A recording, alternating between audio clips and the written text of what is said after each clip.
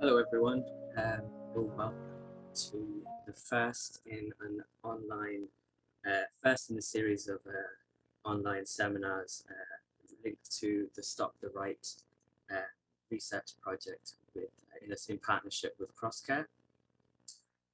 So firstly, my name is Joseph Munley. I'm actually the research assistant with this current project. I'm also a PhD candidate with UCD's Centre for Humanitarian Action. So my previous research would have been on misinformation and hate speech in regards to the Syrian refugee crisis. And my current doctorate research is looking at the social integration of refugees in Ireland.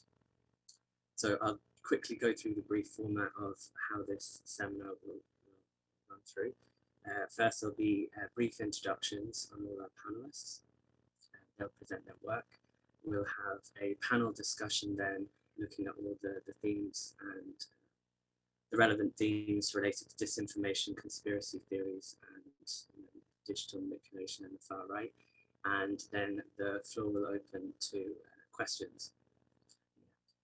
So I'm going to introduce the panelists first. So our first panelist is Eileen Coulty from DCU. She is the co-author of disinformation and manipulation in digital media. And our second panelist then is Eva Gallagher from the Institute for Strategic Dialogue. Her research focuses on the intersection between the far-right disinformation and conspiracy theories. And finally, Owen Worth from the University of Limerick. Owen has published extensively on the theme of the far right, and his most recent work is Morbid Symptoms, the Global Rise of the Far Right. So just to make you aware that this seminar is being recorded, it'll also appear on Maynooth socials, so you'll receive an email at the end of the session and you can look back and review it. So without further ado, I'll kick it off, and I'll first introduce Eileen to take the floor and present her work.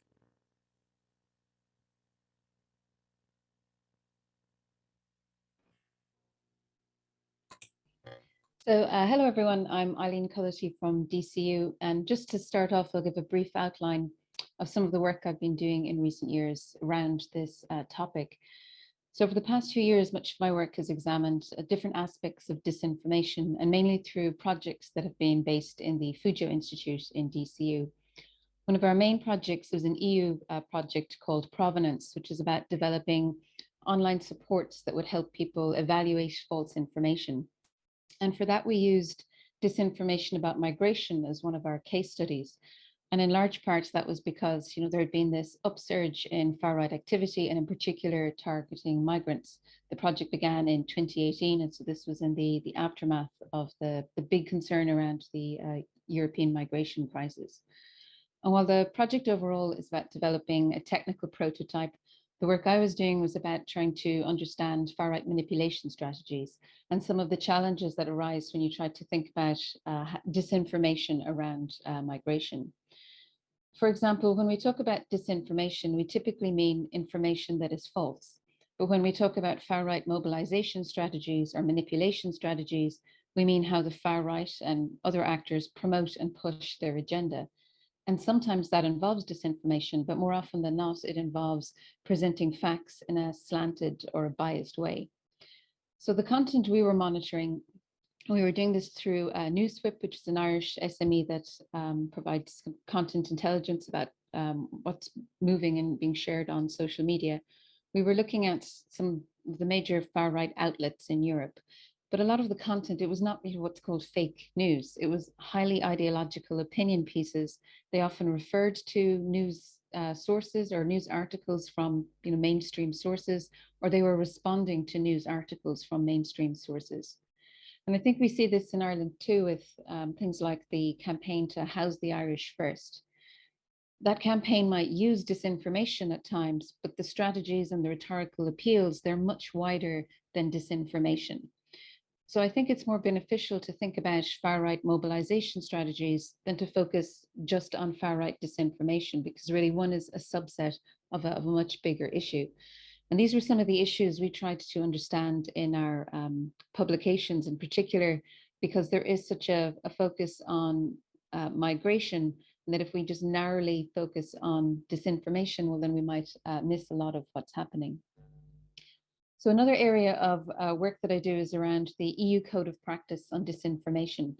This is a voluntary code that was signed in 2018, whereby the major online platforms have agreed to provide transparency reports on a regular basis to the European Commission. And in principle, those transparency reports are supposed to outline what the platforms are doing to counter disinformation. They were also supposed to provide data to researchers so they could understand the problem. And we were commissioned by the Broadcasting Authority of Ireland to conduct assessments of those reports. And our most recent report was published just a few weeks ago. And what we found is that this mechanism is just highly ineffective. And this isn't just our work saying this. Almost every assessment that's ever been done has said that this mechanism just isn't working. For one thing, it is very difficult to verify whether the platforms are even doing the things that they say they do. Whenever they're asked to provide disaggregated data about individual EU countries, they generally don't. They'll just offer these very broad aggregates that you can't really do very much with. But I should also say, for the context of this discussion, that there is also an EU Code of Conduct on illegal hate speech. And the dynamics of that are very different because it's about illegal content. So the obligations on platforms when dealing with illegal content are quite specific. And in contrast to that, disinformation is considered to be harmful, but not illegal. And there's this kind of gray area around disinformation that most people acknowledge, where we're saying it's harmful. We're not entirely sure how to define that harm or how to measure that harm. And then related to that, the Fujio Institute is also coordinating one of the EU's disinformation observatories. These are EDMO hubs, the European Digital Media Observatories. And the project hasn't started yet, but it's one of 8 hubs that will be based across Europe, where the aim is to bring together different stakeholders. So the journalists, the researchers, civil society organizations, who all need to have better supports and tools and just information about what's happening online so they can respond to issues within a country. Media literacy is a large part of what we hope to do here, but we'll also be working with fact checkers. And I think Ireland is interesting in that it has a very strong media literacy network through Media Literacy Ireland, which is another network facilitated by the Broadcasting Authority of Ireland. And these EDMO hubs appear to be what the European Union is now presenting as its flagship response to disinformation. The nature of these projects is they have to have approval from government departments, and they view them as infrastructural projects. So it should create an infrastructure to respond to disinformation in Ireland. And then finally, some of the other work I do is about diversity and inclusion in media and the extent to which Irish media reflect the diversity of Irish life. Now, obviously, as a media academic, I'm going to say that the media are very important. We need to pay a lot of attention to what's happening in media. But as Irish society is changing, the media have a clear role to play in reflecting that change. And that becomes even more vital when there are actors who are opposing diversity and who are trying to push for a very narrow and limited idea about what Irishness is and what Irishness can be. So those are kind of the different hats that I would be coming to the discussion with: the work on disinformation, policy around EU response to disinformation, and then diversity in the media. Thank you. Thank you for that, Eileen. And the next presentation then will be Eva. I should just mention briefly that the Q&A, if you want to take notes, and later at the end of the last section of the seminar is the Q&A, you can type in any question and just refer to if there's any question that you want directed at any individual panelist, just indicate that as well.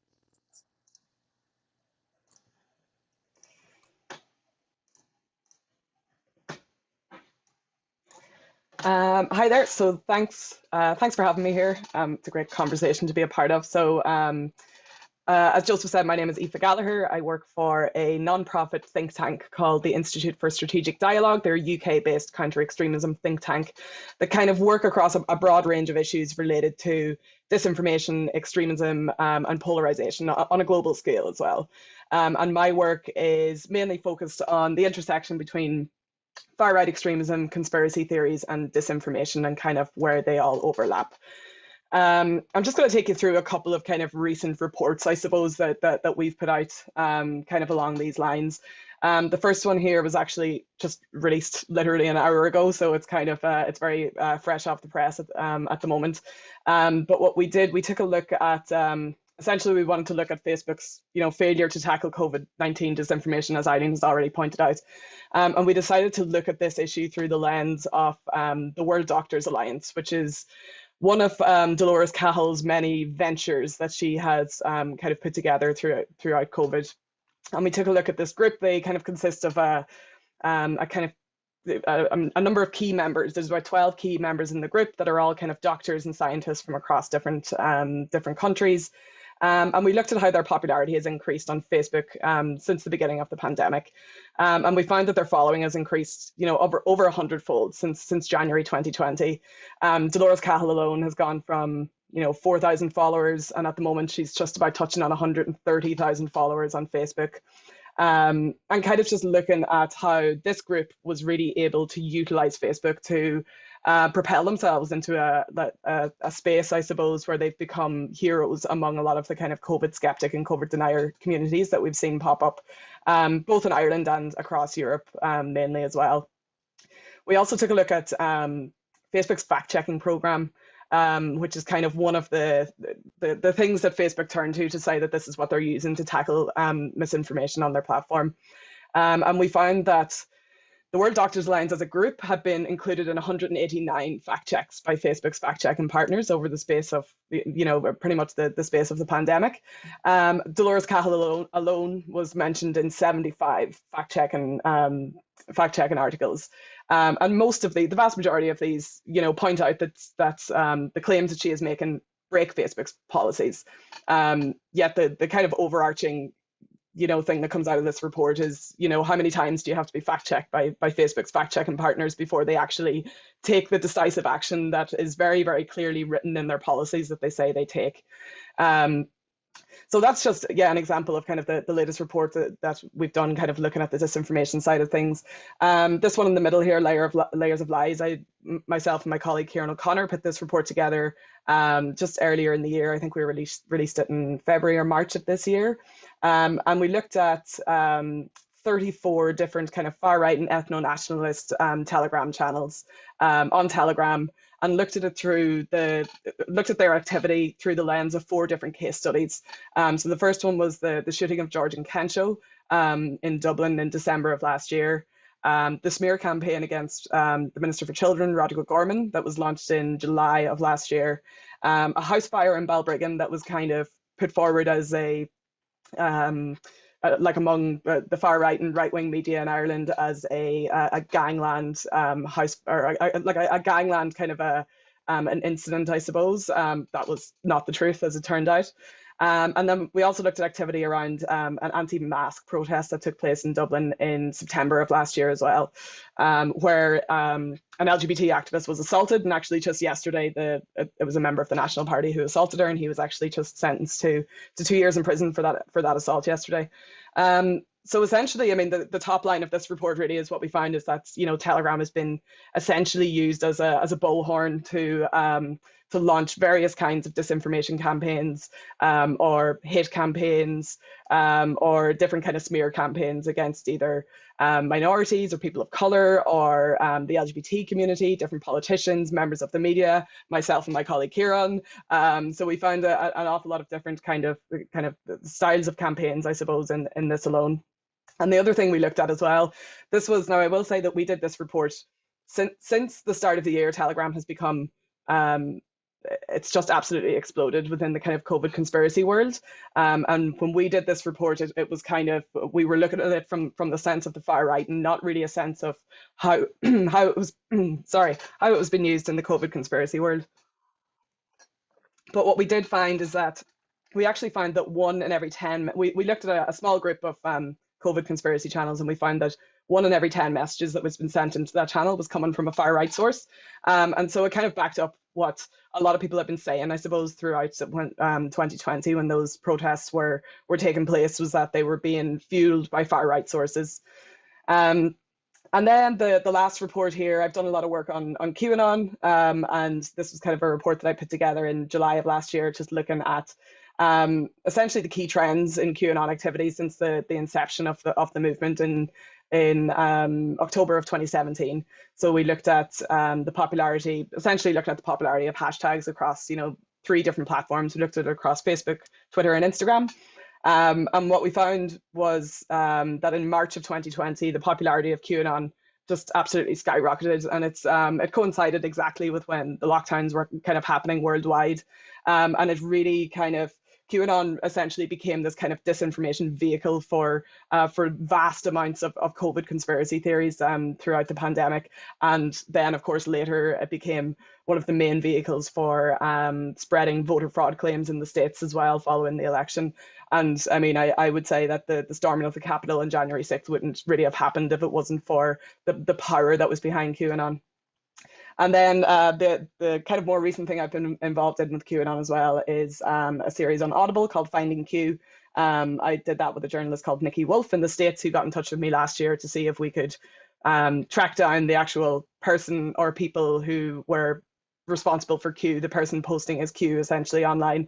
And yeah, we had fun doing that. I think if anyone is interested in really finding out and getting a really clear picture of what QAnon is, I would very much recommend checking out that podcast. I'm obviously biased, but I do think that it's very well put together.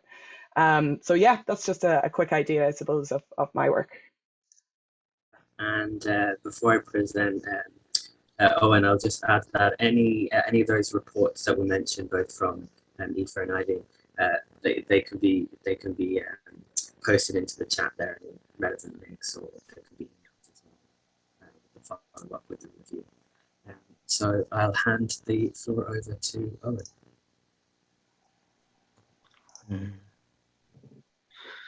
Hi, hope you can all see this. You all hear me all right? So I'm coming from this from a slightly different position, a slightly different perspective. Most of my work has been taken from very much a global perception. So my background's in international relations and global politics, and I suppose for the last over 20 years I've been generally looking at the stability and instability of the so-called post-war or post-Cold War liberal order.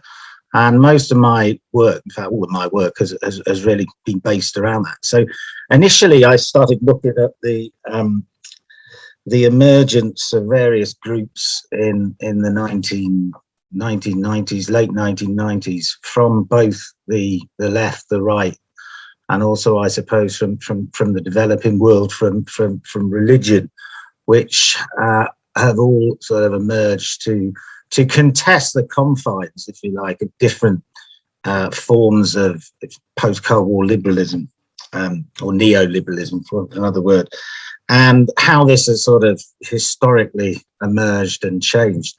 So, I mean, what I do and what my position has been is to, when I look in at some of these various actors particularly in transmedia and in the realm of misinformation, misinformation, I am able to sort of locate these back within a wider historical trajectory. So certainly initially, and there was a number of us who were looking at this from, I suppose, the late 90s onwards.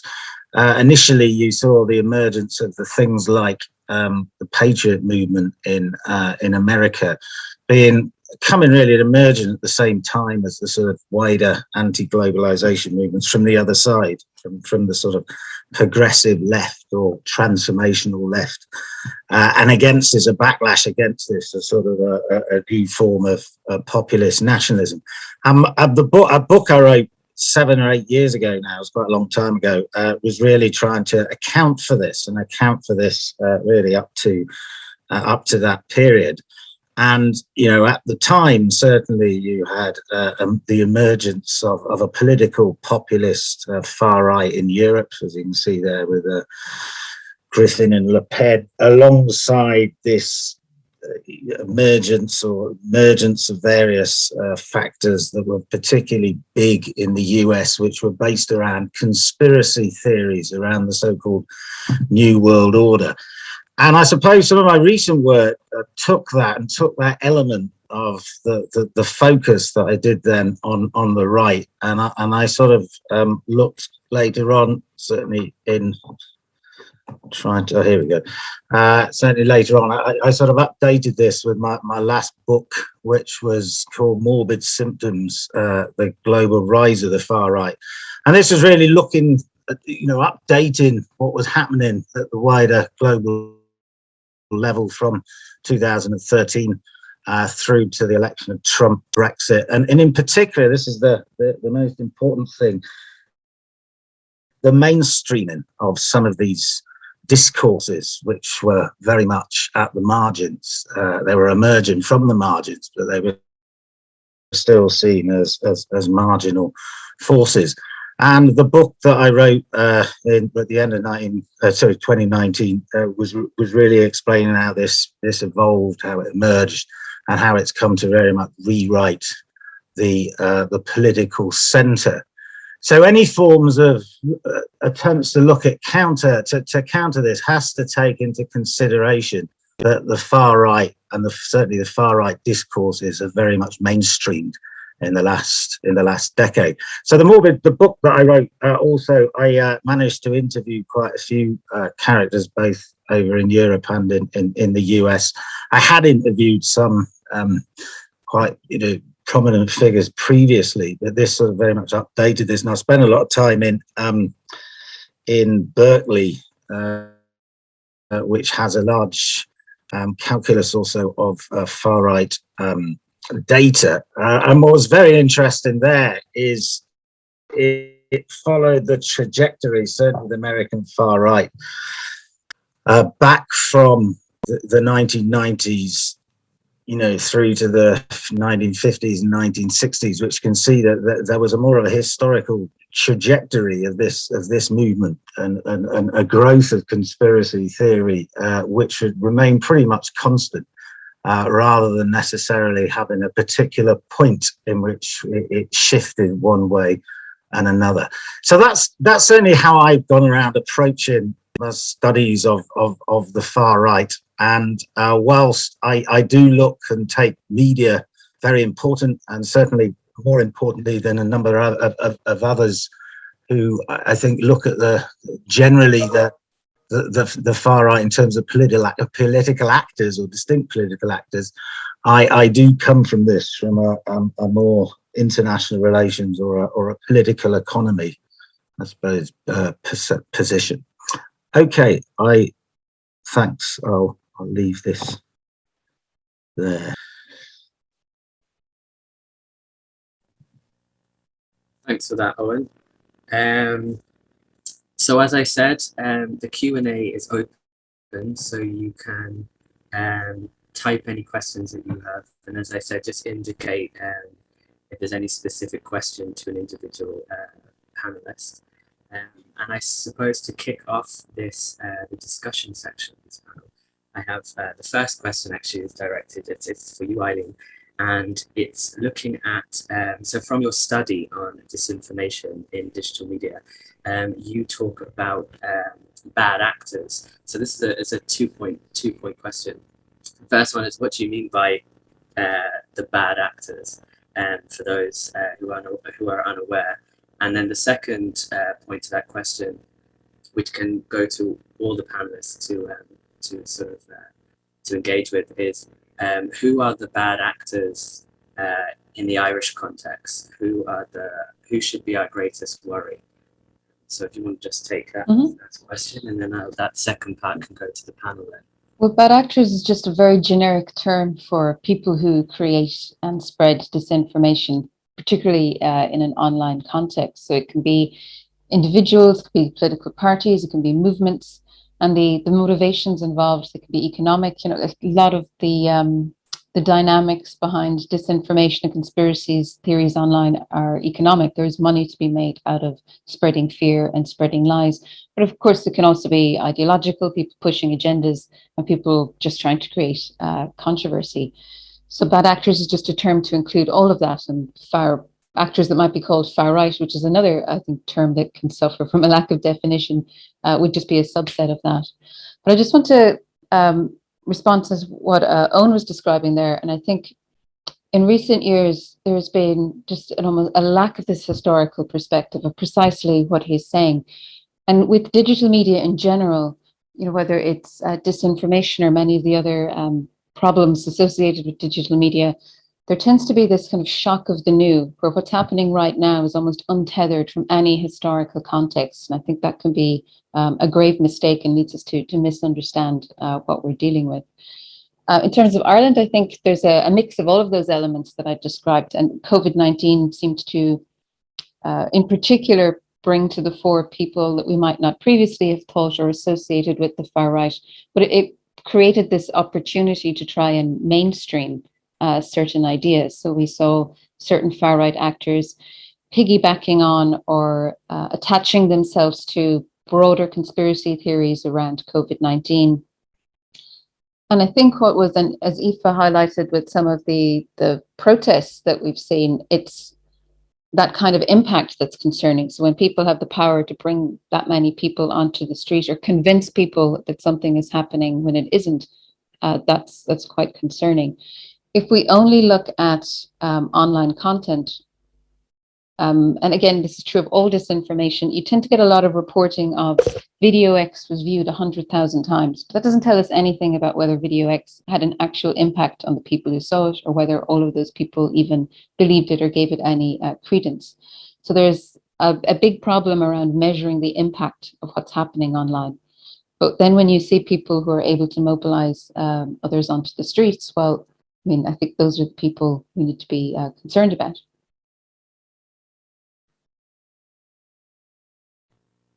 I don't know if the other panelists want to comment on that, on the who are identifying who the bad actors are in the Irish context.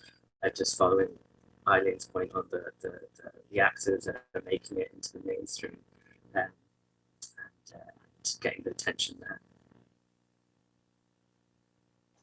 Yeah, I mean, I could jump in here if you want. I mean, as regards naming names, I suppose there's people that a lot of people would be aware of and being kind of for the past, I don't know, 3 or 4 years. I suppose Gemma O'Doherty has been kind of the person that a lot of people would associate with these movements. But then you have groups like the National Party, who were born from Youth Defence, which were, a kind of fairly extreme anti-abortion group that were fairly prominent in the 90s. And they've kind of risen to prominence and have kind of taken on the kind of ethno-nationalist kind of side of things as well, while also pulling from, the way I see it, kind of this 4chan culture that was born in the US and the kind of white supremacist language that you kind of see on the likes of 4chan. And then you have the kind of, I suppose, like real fundamentalist Catholic groups like Seal na Heron, who are ran by what's his name, Niall McConnell from up in Donegal. And then I suppose you have, I mean, groups like the Yellow Vests that they're not as traditionally far right, but they definitely have major far right elements in there as well. And I think what's really happened throughout COVID is that all of these movements have kind of coalesced, like all the kind of traditional far right movements have coalesced, but they've also coalesced with anti-vaccine movements and anti-5G movements and kind of more new age conspiracy movements as well. So what I think, I'm fairly wary of anyone who describes the COVID skeptic movement as far right, because I really don't think that you can just define them as that one thing. I think that there really is a broad range of ideas coming in here.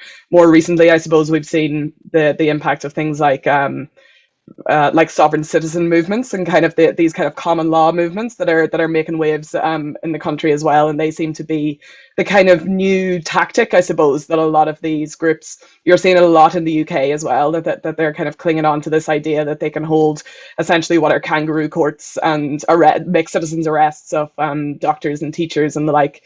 And that side of things is is very worrying to me. I think that the video of Joe McCarran being removed from Letterkenny Hospital really hit. I mean, it hit home for me, and I see a lot of bad things on a daily basis. And I think that that was really, you know, it was a moment for me that I was like, okay, we know about this story because it was caught on camera, but how many other people have listened to this over the past year and a half and have, you know, either gotten extremely sick or died as a result. So I mean, and I think, yeah, as well, I'll just finish this point, I suppose, by saying I think in the COVID conspiracy space, I do think that Dolores Cahill has really risen to prominence as one of the biggest leaders in this movement. And from what I can tell, I think that she's more than aware that what she's saying is not true. You know, some of the claims that she makes it's fairly easy to debunk, and I think for someone with her credentials and her experience in scientific research, she's pretty aware that she's misleading people. So I think that someone like her that has these credentials that can really kind of manipulate people's trust in scientific belief and stuff like that, that would be the kind of element of this that would really worry me. Oh yeah, no, I'll just come into that. So Ireland's it's an interesting case. It's obviously something we'll be coming back to quite a bit. So generally, you have had a collection of mavericks, obviously, and individuals, where they haven't really gained any particular background, momentum behind them. But I just want to talk about something else here, which is quite interesting, I think quite relevant to the discussion. And that is, so a few weeks ago, I did a paper actually in Dublin for the political science conference that they have up there, the PSAI. And I was actually doing something which I found really interested in researching the British far right, was the change in nation of Irishness in British far right discourses. So this has changed from the, say, 1970s to, you know, understanding, you know, the Irish as the sort of the other almost, you know, within the sort of National Front discourse at the time, and promoting natural, if you like, links with various Ulster Unionist groups. And whilst they still have this distinct opposition with not just Sinn Féin and Irish republicanism, but also with other, you know, Celtic groups in Scotland and Wales, and the sort of emergence there of an alternative form of nationalism. They have made certain, I suppose, links within Ireland, and the whole notion of Irishness has changed. You see that with Farage, you know, just recently, not him going up the Ra or anything like that, but just recently, where, you know, he's been constantly on Irish television and on Irish media trying to stimulate certain things. You've also had Irish individuals like Tommy Robinson, who occasionally, when he considers himself Irish every so often, he's certainly, you know, second generation Irish. Anne-Marie Walters in particular, who's from Dublin, who has taken on these various roles. And there's obviously an increase in networks between Britain and Ireland here. There's still a contradiction between the two, because most of them still favour, you know, far-right unionist groups as opposed to which they would consider British, as opposed to, say, you know, Irish groups. And there's a huge contradiction between, say, the National Party and the way they articulate their form of nationalism with others, but that has become more prominent. I think it's something which is certainly changing the dynamic, when a lot of people have looked at Ireland and said, well, Ireland doesn't have a far right party because it articulates its identity and its, you know, its nationalism in a completely different way, as a sort of exponent of Celtic nationalism, as opposed to, say, you know, libertarian sort of nationalism around liberty, as opposed to you know, and it's something ethnic around nativism. And this is certainly changing, and you are seeing distinct links with greater links with some of these places which have, you know, much more of a bigger tradition of these movements. So you bring up a good point there, Owen. When you refocus it back to misinformation, you see that the Irish far right sort of they spread misinformation about our own history, especially if it's coming from sort of the West, it's coming from America. They sort of hijack our own culture and our own history, and they manipulate it. So the fact that the Irish were slaves, for example, that sort of rhetoric, and the fact that we were always white and native, homogeneous and stuff. It's that leads then into kind of my next question, which is looking at what are the tactics of the far right in relation to hijacking, as we said there, like the Irish culture, history. But what are and as Eva said, they're kind of preying upon people's fears and ignorance around, a global pandemic. I don't know if any of you can comment just generally on sort of the tactics of the far right, because is it true to say that they are definitely strategizing? I could jump in here, but I think there's, I kind of view it in two ways. And I think if you're talking about the kind of more traditional ethno-nationalist, like far right side of things, the National Party, for example, has like public tactics. And I think Eileen touched on this already, kind of latching onto, I suppose, like the kind of populist kind of ideals, especially around housing, right? I mean, the housing crisis is such a huge issue, and they have framed this as an issue with migrants coming into the country, and they do leaflet drops out to houses saying, house the Irish first and things like that. They're also very publicly opposed to any kind of sex education or LGBT education in schools. And are kind of frame this as something that is really nefarious and that shouldn't happen at all. They're also very, traditionally anti-abortion. They still kind of support the death penalty. So that's kind of, their public side of things. And then I think that, under the surface, and this is the kind of stuff that we were kind of seeing on Telegram. The vast majority of the channels that we looked at in Telegram were anonymous. And so there's this kind of real insidious kind of underbelly to these movements as well, that kind of, as I kind of mentioned this before, but they're kind of associated with this kind of nihilistic 4chan culture that has bubbled up kind of over the past 5 years or so. And whether that's, flooding the comment section of a YouTube video of a Black Irish artist, or if it's, taking any opportunity essentially to spread any kind of racial or ethnic kind of abuse towards people that they feel that don't really fit into their kind of very narrow idea of what it means to be Irish. Or, calling incidents false flags or blaming them on Antifa, things like this are all things that have kind of been imported, or from what I can see have been imported as well. So I think there's kind of two sets of tactics there. There's almost a public face to it, and then there's like the kind of deeper anonymous kind of side to it as well. It's just simply about stirring up any kind of hatred that they can, I suppose, and normalizing it. I think that's another thing that Owen kind of said, like trying to kind of mainstream these ideas and make them acceptable. I think also one of the dynamics of digital media, and one of the things digital media has changed, is that different groups are accessible to each other in a way that they weren't before. And everything moves quite fast. So you can have something that happens in the UK or in the US, and people in Ireland can participate in it and join those groups and learn from them. So you have this rapid sharing of tactics that maybe wouldn't have happened in the past.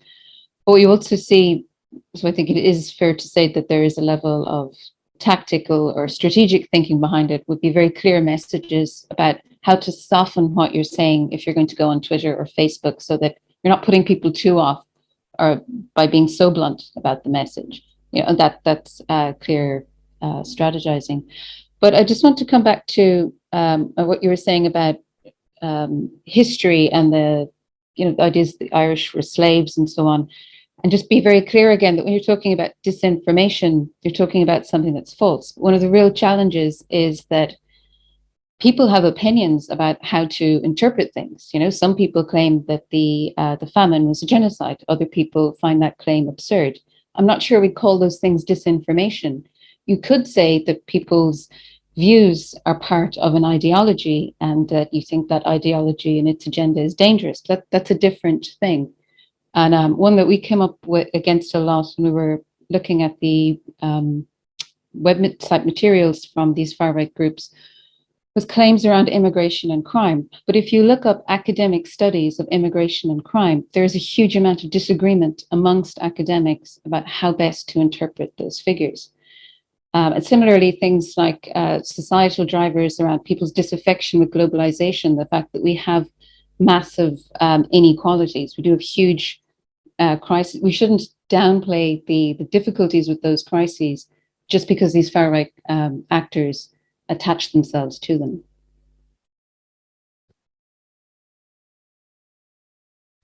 Yeah, I mean, I still think strategizing. When you look at Ireland, they are still quite considerably far behind other, the majority of European countries here. Ultimately, it's certainly a lot of, certainly the studies around Sethology and certainly political science, certainly within Ireland, are constantly shown that there are groups or certain opinions and certain areas within society that certain ideas and these discourses you should be able to get some support from. So certainly a number of studies that I do know of certainly show that there's a support for a potential anti-immigration party which might mainstream, and it's not just those who are protesting, it's the sort of more elderly, silent sort of figures who've been mobilized elsewhere. Yeah, you can't really see an Irish political party, certainly at the moment, breaking through at the wider level. So the only thing I would say here is I think people might be making a little bit too much of the idea that the far right has arrived in Ireland. It's still highly fragmented, and it still comes from a peculiar diverse collection of movements which are highly contradictory. And you've already sort of mentioned the thing about the anti-vaccines and the anti-vaccine groups discourses don't necessarily line up. They do in some parts, but don't necessarily line up, which something that will form the basis of a wider radical right movement.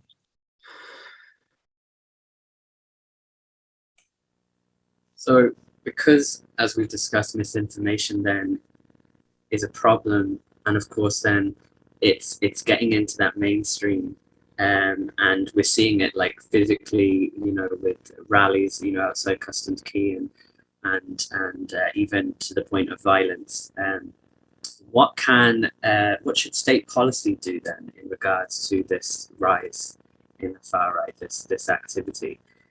I suppose that's a two-point question, because you're looking at, is it something that we need to focus on digitally, or is it something that political parties, like what approaches can they take in making a difference and strategizing against this rise in the activity of the far right? Well, just policy responses to the far right wouldn't be my area of expertise, but in thinking of things like at the beginning or ahead of the last general election, there was the Fair Play Pledge, where parties were asked not to engage in disinformation and to just play fair. And I think things like that could be expanded, where parties are asked to, to think about the way they're presenting their platforms and who they're actually putting forward. In terms of the media, I think, and as I said, I'm biased to think that the media have an important role here, but it's important to also note that the Irish defamation laws are quite restrictive, and that because of that, anybody can take a case against media. It creates huge disruption to journalists. And I think, and those are things that government have been asked to address for many, many years, and actually making it easier for media to hold people accountable at an earlier stage, I think would be a good response.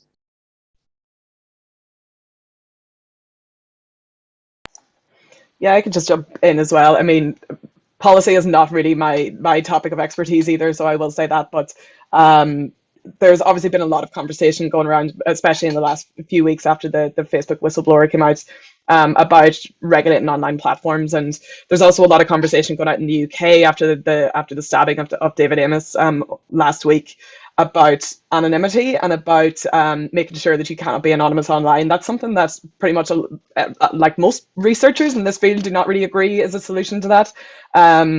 There are a lot of very good reasons for people to be anonymous online, and just because there is a certain group of people that are using that in a very, very nefarious way, I don't think it's something that should be taken away from people. And it would also kind of, to me, it would signal some kind of overreach as well, and I think that's just kind of territory that you don't really want to get into. But I do think that when it comes to the platforms, the thing that really needs to be regulated here is the algorithms that push people into these rabbit holes as such. You know, I'd say there has been a lot of news around this in the past week, but I mean, it's for researchers that look at this, it's as much as there's a serious lack of transparency really from the platforms about how the algorithms work, but it's also been very obvious to researchers that they are promoting very, very divisive content, and they're kind of feeding into the worst parts of human nature essentially, and that's kind of how a lot of these movements grew. I mean, the likes of QAnon exploded. QAnon didn't, it wasn't that people were seeking out QAnon in March of 2020. It was landed into their Facebook feeds because people were very scared, and they were looking for answers, and they were trying to figure out what the hell was going on essentially. And maybe they joined a COVID group on Facebook, and then 2 days later they were recommended a QAnon Facebook group, and it really just, you know, it feeds into that rabbit hole effect and that kind of radicalizing effect. So I think that if there was a way to regulate those algorithms, I mean, we all remember social media when they weren't a thing. Do you know what I mean? 10 years ago, maybe they weren't a thing. You scrolled and you got to the end of your Facebook feed and you were done until you came back, you know, for more or whatever. But it's, you know, it's all to do with their business models, and it's all to do with the way they want to keep eyes on screens for as long as possible. So I think if there's kind of one thing that could be regulated in a way that will make a meaningful kind of impact on how these movements are able to grow and flourish online, I think it's tackling the algorithms. But I also think that that's not really something that the state can legislate. That's probably going to have to come from Europe. Yeah, I mean, far from, you know, putting in more legislation on hate crime, hate speech, it's quite difficult to know how you might counter the growth of the far right. It steps on again to this sort of, you know, catch-22 situation, which has emerged, which has occurred constantly, and was certainly debated in the UK throughout the 90s when the BNP, you know, slowly gained some sort of recognition. Was this whole sort of thing that this whole debate of whether or not you should allow far-right parties to stand for Parliament, or whether you shouldn't, whether this is a free speech issue. Well, yeah, we've reached the part, you know, the time in history where you just can't do that. So other than, you know, create a parliamentary consensus around certain, you know, aims and certain norms and certain ideals which are generally held around, say, like immigration, freedom, things like that, around society in general, it's very hard to actually go beyond that, and that might itself create a backlash in doing that around elitism, which all ties into the whole sort of, you know, the growth of the whole sort of counter movement. So it's a difficult one. It's something which, you know, needs a lot of thought and a lot of consensus and a lot of consideration. Yeah, just from my perspective, I suppose, and I come from an advocacy background, so I would have worked with Oxfam and Ireland, for example, and my background's in refugees, and my own research looked at the misinformation around the Syrian refugee crisis, and it was scaremongering, and it was and we saw that even on a mainstream level, especially in the UK. But my research was looking at, like, do we need to do counter strategies? What can the advocacy officer do, in the sense that when they create content and then they have their comment section, and it's full of hate, and but also there's also something that's messages that they're actually asking genuine questions, and it's that question mark is, do you engage or do you completely deplatform? And I suppose the focus of this research is, we spoke about the higher level policy and looking at how do we regulate social media, and that's all in like long term, that's like in the future, and that's something that's, you know, that has, you know, European Union, you know, very top macro levels. But what can civil society do? What can NGOs do on the ground? As I said in my example there, you're posting information about you know, refugees, and you're going to get bombarded with people who are going to come at you not in good faith but arguing, and ignoring that is not necessarily a good idea either, in my opinion. But I don't know if you have any suggestions on what can be done just at those local levels. Well, just on the, I mean, if you're talking about posting stuff on social media platforms, you should be reporting that to those platforms. They have their trust and safety. Google just opened a massive new trust and safety center here in Dublin. When they're asked and people try to hold them accountable for what they're doing, they refer back to these groups, you know. So if people on the ground are saying we are being bombarded with hate messages and we're not being helped to address these, I think, you know, it is important to keep always filtering that back and highlighting it. I know that doesn't directly answering what you're saying and how do you respond in the moment, but ignoring it should never mean not going back and communicating to the platforms exactly what the failures are. Yeah, I think I should have clarified there. Of course, you know, there would be procedures to follow, and of course, if something is hate, it's muted, it's deleted, so it doesn't appear in the feed, and that's for, you know, protecting people so that, you know, vulnerable groups aren't offended, and, you know, all of that is really important. But I'm thinking more as, do we? It's a conversation that we'll hear just amongst ourselves. You know, is it best to ignore the likes of Gemma O'Doherty? Are we giving her airtime, or should there be structures, actions in place where we can actually counter what she's saying? For example, I don't, if you understand, I'm saying that maybe there should be other approaches to strategizing for community groups, youth workers that are afraid that, you know. And I think there's a big difference between responding once you're already getting this abuse and that disinformation is out there, and anticipating what the false narratives and the false claims are likely to be, and clarifying that beforehand. And there's a lot of research done on this at the moment. It's called, I'm not particularly crazy about the name, but this type of research is called inoculation. And the idea is, so it be applied a lot in relation to climate change. You tell people what kind of false claims they're going to hear, what kind of manipulative strategies they're going to hear. And because you've explained it to them already, when they see those strategies and they see those false claims, they're more likely to know to reject them. And I think it relates to a question that somebody posted in the Q&A there about, you know, the far right co-opting travelers, and that there was a great group formed, I think it was earlier this year, called Akela, with the idea of bringing together different civil society groups so that they can actually have those conversations about levels of homophobia within the traveler community and how that might be exploited, and what could they do, and get advice from other groups. And it also speaks to this idea of having a certain unity amongst the civil society organizations in Ireland who are in favor of a more inclusive society, and not letting every individual organization try and figure out its own counter strategy.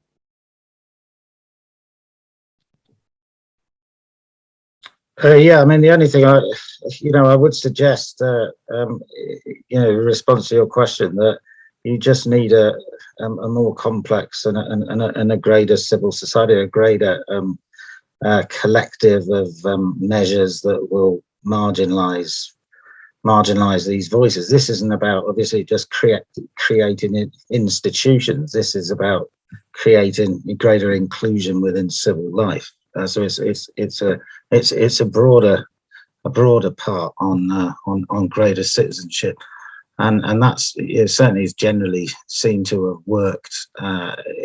Certainly in areas, certain areas. I mean, the far right in generally, where it has succeeded, has not really come from, you know, inner city areas which are immediately affected by globalization, or the growth of an underclass or anything like that. A lot of the time they've come from sort of mid-town areas and very, you know, elderly, well, we say elderly, but certainly people in the middle age, too old sort of bracket, that sort of, you know, that sort of age scale, which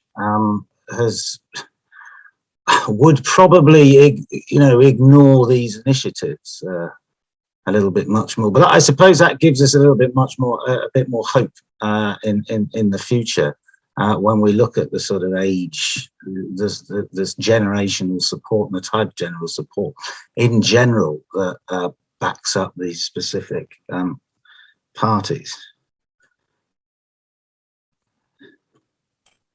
I'm actually going to begin actually the Q&A, and I just spotted one question there. Unless one of the panelists just has any final comments just to make before we go to the Q&A. Actually, I might just say, because you did mention, you know, whether, you know, for the likes of Gemma O'Doherty, whether you should be calling her stuff out. Like, I do think that there's a place, and you need to call out hate whenever you see it. But with the likes of Gemma O'Doherty, I mean, she has essentially been cast to the fringes of the internet, right? I mean, she doesn't have much presence really at all on any of the platforms anymore. Yet there are still people that go and source out her videos and share them then on Twitter. And like I wrote a piece about this earlier in the year. You know, every couple of months, Gemma O'Doherty's name is trending on Twitter because someone has shared one of her videos, and they're actually just doing what she can't do anymore by sharing her stuff, and they're kind of promoting her. And, you know, I think there's definitely an awareness among those groups that the more outrageous things they say, the more likely they're going to be, you know, repeatedly shared on Twitter and things like that.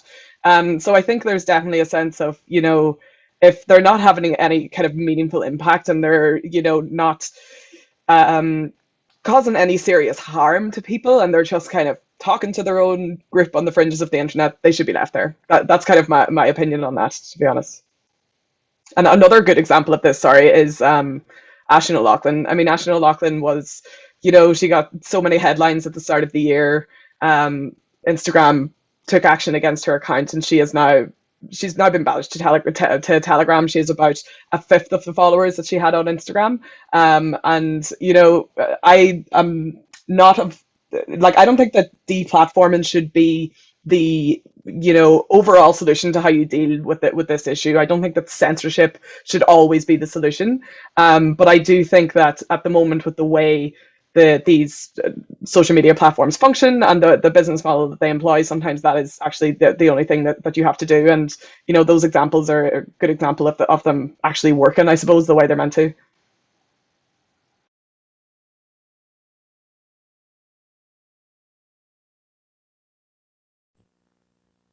Okay, we'll move on to the Q&A then. I'll have a look at some of the questions. I suppose one of them was just answered there, was, is there a risk to ascribing too much importance or weight to the far right in Ireland in terms of legitimising them? What type of balance, if any, needs to be struck to raise awareness and combat without giving oxygen? Someone wants to, I think you kind of briefly answered that there, Eva, that it's kind of that striking that balance between deplatforming, and then I think it's the media literacy part that's so important. I don't know if any of the panelists actually can just talk about like the need, or is there of course a need for media literacy, and how for example NGOs or youth organizations, for example, can go about doing that.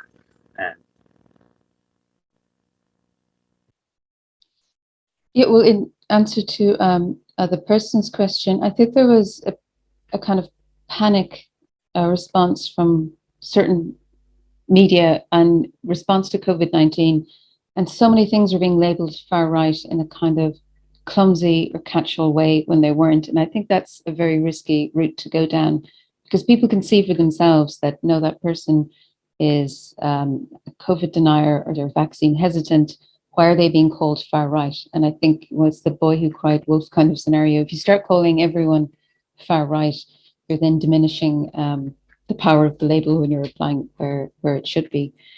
In terms of media literacy, as I mentioned, there's a really great media literacy network in Ireland called Media Literacy Ireland. And media literacy is being taught more in schools. They run national campaigns as well through the media. But again, like some of the other points I've made about concepts and definitions, media literacy tends to be rolled out as this kind of panacea to all kinds of problems, but it's often concentrated in schools. So you're getting at younger people through formal education. Then there's just a huge group of people who are left out of it entirely. And as Owen said, you're probably not reaching the people that that you want to reach. But definitely, I think organizations, particularly NGOs that are, or advocacy groups that are in that area, could probably do more to think about how they communicate themselves in a media literate way. And like I was saying about anticipating what are the kinds of attacks they might be getting, so they can warn people beforehand.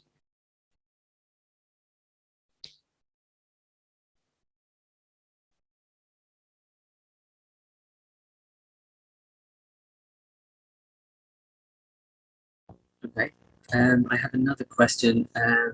How can we support the continued fragmentation of the far right?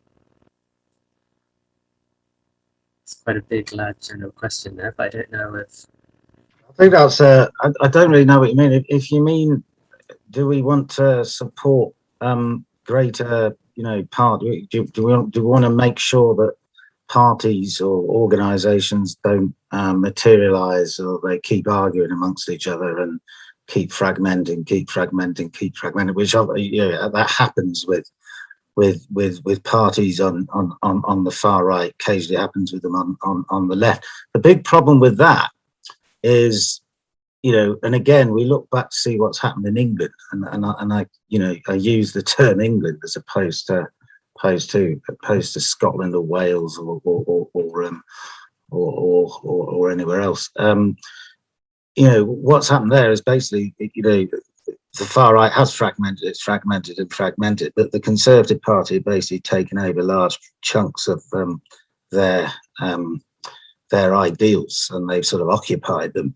And if you co-opt them in a way to shut them up, that's one thing. But, you know, the Boris Johnson government has not done that. It's co-opted them in a manner that has basically allowed all these ideas to become mainstream.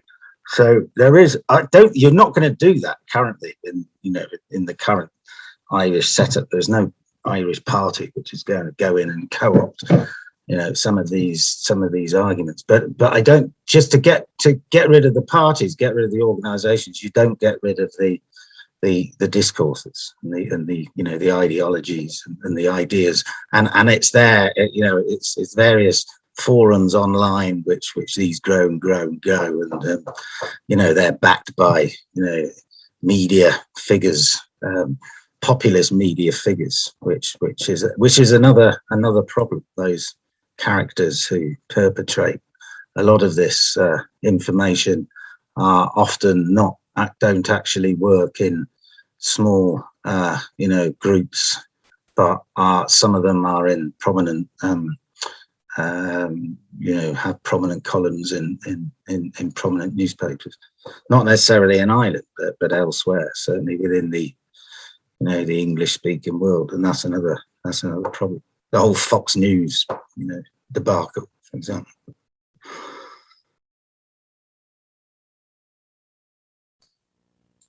Do you think then there may be, is there a need for more leadership from the government and political parties to sort of, to number one, you know, be conscious that they're not associating with these bad actors, these individuals, or and to actually be kind of leaders on that counter message that this is inappropriate, that it's wrong?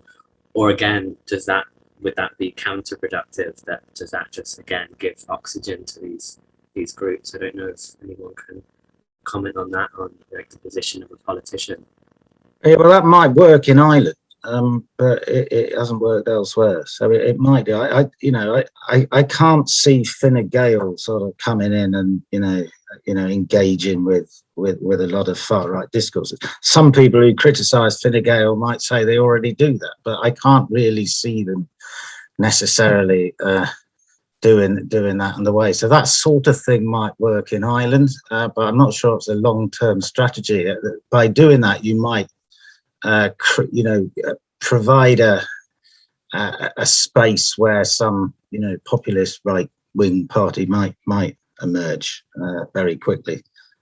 So it's a difficult one. You say, should parties be aware of that? Some parties, particularly the Republicans in the US, and it's a different form, but the Conservatives now recently in the UK have actively gone and pursued this. So it depends where they are and what their main strategies as parties are, and what are they trying to do.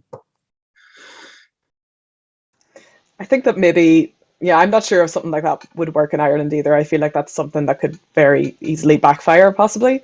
But I do think that it's hard to really gauge, and maybe someone else will know, like the kind of knowledge that our political leaders have of how these movements actually work. And I think that they certainly need to know their tactics, and they need to know that, kind of as Eileen was saying, trying to almost predict what the kind of narratives that they're going to try and twist and spin and things like that. So I think they definitely have a responsibility to learn how these groups function, and how they plan and kind of spreading, and how they've spread in other countries, and how they take advantage of certain, socioeconomic situations and the like to spread their messaging. And I also think that they definitely have a place to call out the hate and abuse that comes from these groups as well. But I think it's definitely a fine line, I think, without, kind of going too much on the other end, and just just kind of playing into them, I suppose, because that could easily be done. It could easily be done because if they don't have a good understanding of how they could use their own kind of rhetoric against them,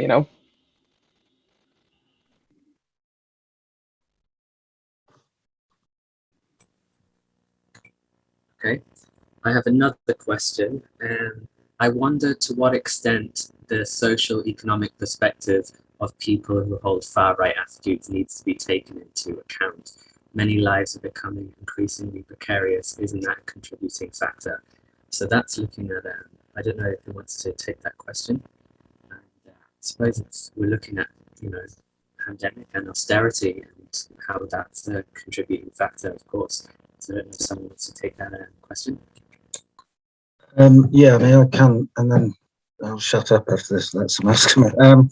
I completely agree with you. Far-right parties and far-right discourses have always managed to mobilise at a time where economically things haven't gone well. You would always expect it to be a left-wing mobilisation, but there's nearly always a nationalist mobilisation. So there's a lot of comparisons with the current era of the sort of post-global financial crisis with the 1930s, and obviously the era of post-austerity. What's happened from austerity with this? So that's something that that needs to be thought of across the political perspective, and in particular within the sort of right-left perspectives, right-left spectrum, and certainly within a left-wing strategy. If you look at things from that dynamic, how that really needs a sort of left perspective really needs to be brought up, that demonstrates that these things have emerged through socio-economic reactions, and the far right and far right discourses have manipulated that, and I think at the end of the day that's the foundational departure point most of the time when we look at the the far right. The far right does emerge through fragmentation, through greater inequality, and the breakdown of a specific economic system. And that's where it stems. That's where it pushes on. And in terms of the narratives that you get around that, or the way these things are discussed, I think it's really striking that, particularly from the media, but also some actors quite on purpose, try and conflate far-right narratives opposing globalization and maybe people on the left saying we need to address inequalities. And, we were talking about politicians not having a good understanding. I think many journalists and media figures also don't have quite a good understanding of what they're engaging with. So you can end up with these artificial debates that are actually quite harmful, and then confuse the public even more, because you have this false equivalency between people saying we need to address the homelessness crisis, we need to reduce wealth inequality, to people who are advocating quite radical far-right views. Yeah, I mean, I kind of agree with everything that's been said there, but I also think that this issue, the kind of socioeconomic and the real core reasons as to why people are attracted to these movements is actually the thing that isn't talked about that much. And I think there probably needs to be more of a conversation about it. And it's probably because they're huge issues, really. You know what I mean? They're trying to solve the housing crisis and give people, a life that they don't need to, that they don't feel the need to kind of be pulled into these movements. And I think that we're seeing this a lot with the pandemic.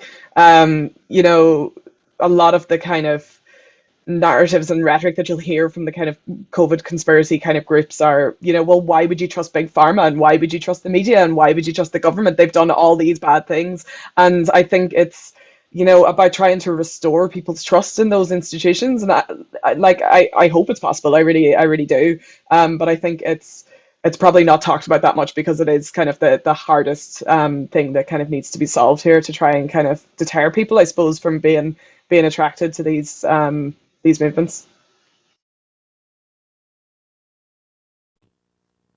Yeah, I definitely agree. I think you have to kind of look and understand that a lot of these people are hurting, and they're they're predisposed, like they're susceptible to they're vulnerable to the messaging, and it's kind of the same old playbook, that it's scapegoating, it's scaremongering, and they're very easy messages to just push out. I suppose the next question is, is there anything that can be done to reduce the impacts? For example, not clicking on links. I'm assuming that's when you come across far-right activity online, how you should respond. I'm assuming that's a very technical question there. I don't know if Eileen, you want to take that? Yeah, well, it's similar to what Eva was saying earlier about Gemma Doherty. So she got deplatformed from the major platforms. Traffic to her website tanked as a result, and you didn't hear of her. But then people will still publish and share the videos because they're outrageous. And then she's back on trending on Twitter again. So not sharing things, not responding is a good way to go, because even if you're resharing something to say how stupid it is, you're still increasing people's exposure to those claims. So that would be, I think, a basic level. I suppose a question I have is, what do you think the priorities are, or at least what do you think the number one priority is for how we can counter or tackle far-right, or the rise of far-right activity in Ireland? I know that's a very big general question, but I'm trying to get you to kind of think of a consensus where actually this is kind of the major problem area, that if we had to put most of our effort in, it would be that. I understand it's a very difficult question, but I don't know if you want to try and answer that. I mean, I don't think there's a magic wand. There definitely isn't a magic wand that's going to solve this quickly. I mean, Eileen's touched on this, but I am a big fan of education, and I do think that you know, the likes of media literacy and digital literacy in schools is absolutely essential. And I think um, having people in you know, having people developing curriculums in Ireland that are very much in tune with how these movements work and how the internet works and how quickly it changes. Like the likelihood is that a curriculum that is introduced to kind of deal with digital literacy and online literacy and things like that will probably have to be updated every 2 years because these things move so quickly. But I think that it's something that kind of needs to be done immediately to be able to, you know, as Eileen said, I don't like this word either, but to inoculate the next generation, hopefully against, yeah, you know, these movements and disinformation in general, and kind of trying to give them the skills and the tools that they need to be able to discern whether information is true or false online. And I think the media have a role to play, like I was saying, in reflecting the diversity of Irish life and mainstreaming that diversity, making it very clear that, you know, people are Irish and that there's no narrow ownership of what Irish identity is. Because the far right in Ireland is very small. I don't think we should have huge strategies to counteract something that's actually quite small. Whereas a more positive way of looking at it is, you know, our society has changed massively. It is diverse. Public life, whether that's media or other public institutions, should be reflecting and mainstreaming that diversity. Yeah, no, I think, I mean, it's following on from that. I agree that I think one of the things that you know it should maximise in Ireland, and they've done this in both Scotland and recently in Wales, is, I mean, I've always been critical of the idea of progressive nationalism because nationalism is divisionary, but the notion of Celtic nationalism is not really nationalism. It's more of this idea that we have a different way of understanding, you know, this notion of nation state, or, you know, in the case of Scotland and Wales, this sort of devolved sort of area, which is different to what's happening in England. And you've seen these distinct differences between sort of building an alternative idea of what, Welsh, Scottish, Irish, identity should be, especially in recent years, to sort of counter what's happening, or what was happening, or what has happened in this sort of aggressive populist English nationalism. And there's been quite a lot of literature written about that, actually, just recently, about this sort of the distancing themselves that a number of the Celtic nations have had from this sort of English nationalism. And it's very interesting to see what happened in the Scottish and Welsh elections, where, you know, any form of the far right was squashed, basically, and they voted in they voted in a Scottish nationalist stroke Labour party in Scotland and Wales, which they themselves also then mobilised with in a way that would maximise opposition to this idea of English nationalism. As a result, the Conservative Party changed. So you have got that in Ireland, and I think that's important to maintain that and to, you know, explain that this is different than what's happening elsewhere. I mean, there's always been this argument, and it started with Owen O'Malley, who was actually quite critical of this. So it was more of a poke at Sinn Féin, because he was quite anti Sinn Féin. So, you know, the point was that there's never been a far right in Ireland because Sinn Féin takes all the voters. Now he was saying that's because they articulate a similar type of nationalism, but in actual fact, it's the other way around. It's the fact that exists, and that's that is mobilised in a completely different manner, in a completely different way, makes it more unlikely that that this other alternative form of nationalism, which is far more aggressive, will mobilise. And I think that's certainly at the moment that's an important thing to maintain.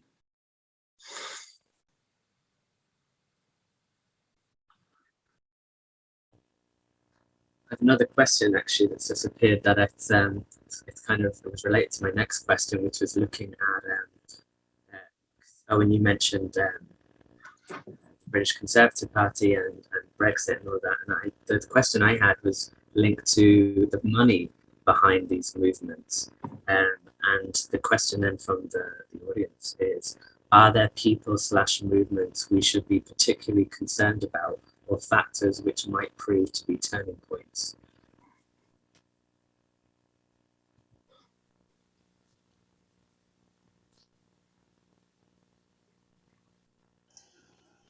I think, I mean, what I said earlier about Dolores Cahill, I mean, she would be kind of one of the people that's I'd be fairly worried about. And I know that question says, I mean, they do tend to, I mean, there is a lot of infighting that goes on within these movements in Ireland, and they kind of tend to almost eat each other with their own paranoia about things.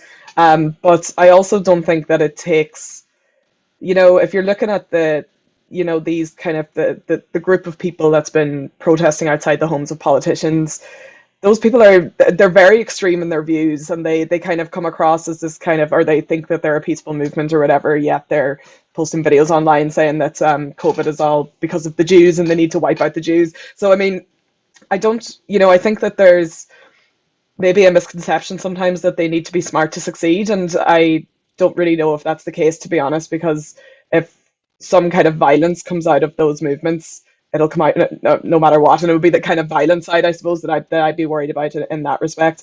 I think if they're to gain kind of politically, yeah, they probably need someone that has, has the ability to kind of gather ideas together. And I do think that, and I would agree with Eileen, I do think that this movement in Ireland is pretty small. I do like, and even, the vaccine uptake rate and stuff like that there would make me kind of feel positive enough about where these movements are going. But I also think the complacency is really not a good idea at all. And I often think that all it would really take is for a leader to kind of bring them all together. And, I don't know who that would be at the moment. I don't know if there's someone in that movement that could do that at the moment, but I do think that there is enough of, little pockets of movements there that could very easily be mobilized. And we did see that. I mean, over the pandemic, some of those, marches in Dublin were pretty sizable, So, as I say, yeah, I think they're small, but I don't think we should just dismiss them and think that they won't have any impact. Yeah. I think, yeah, we definitely shouldn't be complacent. And the questioner's point, I think, is a really interesting one about this kind of intellectual impoverishment, and so much of it is just utterly derivative and context free. And then curiously, it stands out so much when there are one or two individuals who are clearly pitching themselves in a different area and that are actually very well read and able to make very coherent arguments. And I would think those people are more risky because it is harder for an average person to point at them and say, well, that person's a loon or an extremist. They have to engage with the ideas. And that's why we shouldn't be complacent. I think we saw touches of it with this kind of particularly influence coming from the US of this kind of pushback against cancel culture and all these things. And there's this, and a lot of that debate in the US is centered around universities.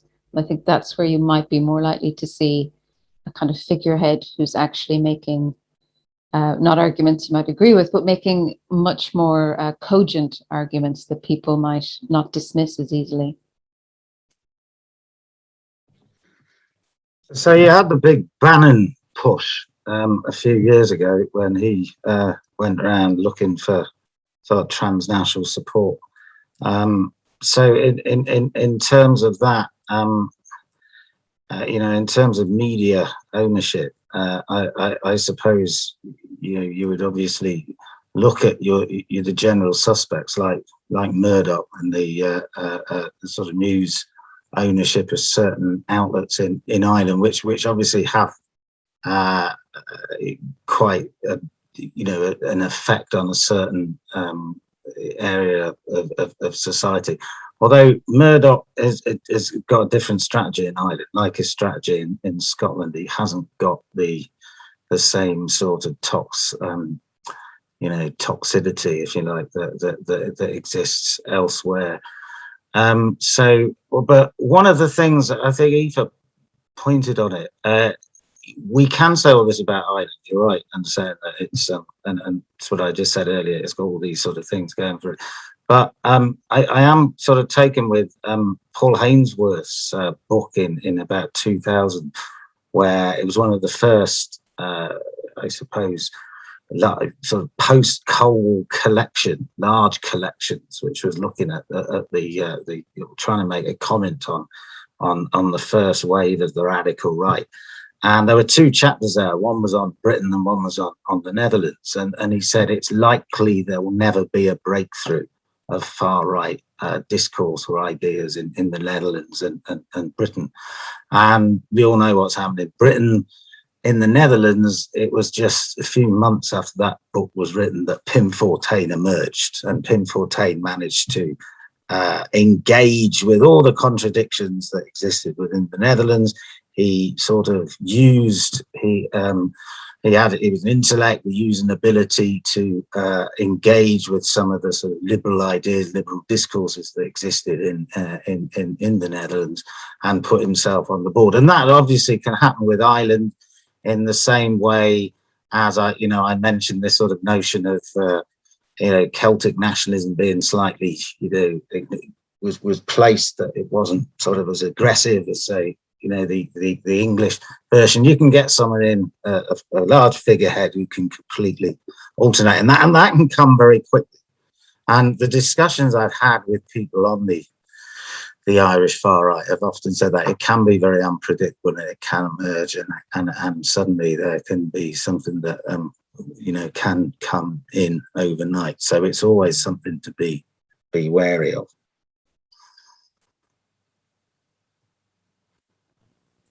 So we're actually coming close to kind of end time now. So I don't know if the panelists want to make any final comments just on the topic of misinformation and how NGOs and civil voluntary organizations, just the local people on the ground, they can make a difference. Or you can make any comment really on any point that you feel like hasn't been discussed, and take the floor. I just saw a question from John about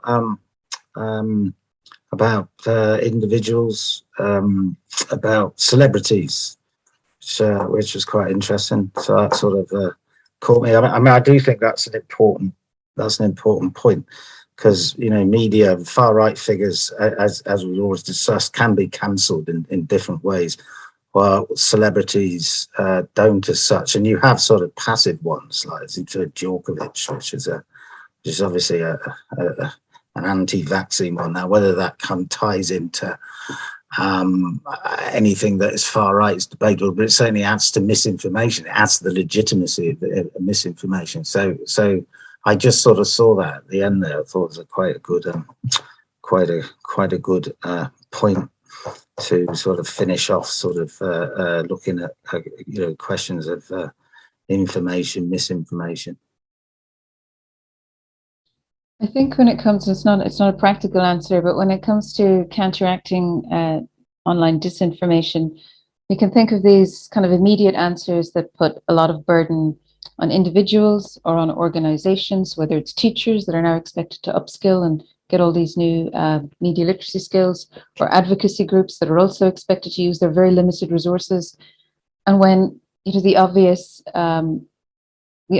problem is a structural one, and it's a design one, and it is about the fact that when digital technologies were developed, the regulations that were put in place gave them free rein, and there is no oversight over how they monetize content, over how their algorithms influence content. And the definition of a platform, both in the US and under EU, is that they play a neutral role in relation to the content they carry. That is obviously nonsense, and yet it has never been overturned. So that doesn't answer your question, but I really think the public in general have to push more for a review of how the digital world is managed. Yeah, and I'll just follow on from that. I mean, I completely agree with that as well, and I think that that's a very good point in getting public support for this. I think that if you presented someone with the information that Facebook had about you, it would scare the crap out of absolutely anyone, to be honest. And I think that more transparency on their part will probably work to kind of push, public support, I suppose, for regulating it in some way or another. And I think that maybe taking that kind of stances in that this is an invasion of your privacy, I think that could always be kind of a good kind of way to push this forward a little bit. But that's about all I have to say. This has been a great conversation, so thanks. Yeah, thank you very much to all the panelists, and thank you for everyone tuning in, and of course for your questions. As I said, the review of this recording will be sent to you, and I think what we'll do is include the links to the relevant reports from our speakers. So thank you very much, and this has been the first in our series, Stop the Far-Right Seminar series. So be sure to check out the socials for our next one. So we'll see you further down the line, and later this month, actually on the 29th. On the 28th, sorry. All right, thank you very much. Goodbye. Bye now.